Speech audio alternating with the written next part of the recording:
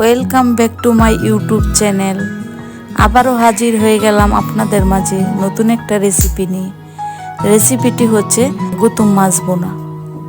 Perfectly মজাদার স্বাদে এই মাছের রেসিপিটি করব। আশা করি আপনাদের কাছে অনেক ভালো লেগে থাকবে।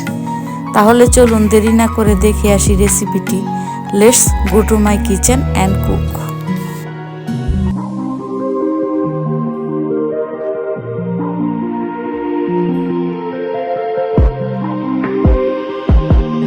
একদম দেশি কয়েকটা গুতুম মাছ নিয়েছি। এগুলো ধুয়ে পরিষ্কার করে কেটে নিয়েছি। দেখেন এরকম পারফেক্টলি একদম ধুয়ে পরিষ্কার চকচকে করে নিয়েছি রান্না করার জন্য। এখন প্লেটে কয়েকটা পেঁয়াজ কুচি, 3টা রসুনের কোয়া, 4-5টা কাঁচামরিচ নিয়েছি। একটা হামানদিস্তার মধ্যে সবগুলো একসাথে দিয়ে দিব এবং সবগুলো একসাথে থেতো করে নেব। এই ছোট মাছ রান্নার একদম প্রফেশনালি একমাত্র টিপস হচ্ছে এগুলো থেতো করে নেওয়া।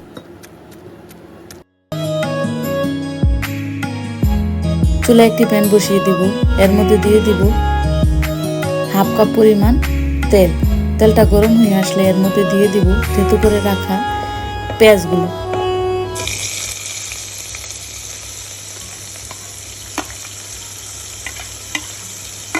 এগুলো আমি সামান্য পরিমাণ একটু ভেজে নিব।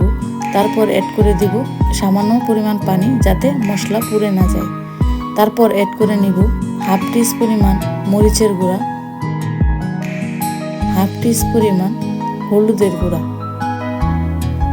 সামান্য পরিমাণ ধনিয়ার গুঁড়া, স্বাদমতো লবণ। তারপর আমি সময় নিয়ে এগুলো একটু কষিয়ে নেব, যাতে এখানে মশলার কাঁচা গন্ধ না থাকে। তারপর এখানে অ্যাড করে দিব মাছগুলো দিয়ে হালকা একটু নেড়ে চেড়ে কষিয়ে নিব কিছুক্ষণের জন্য।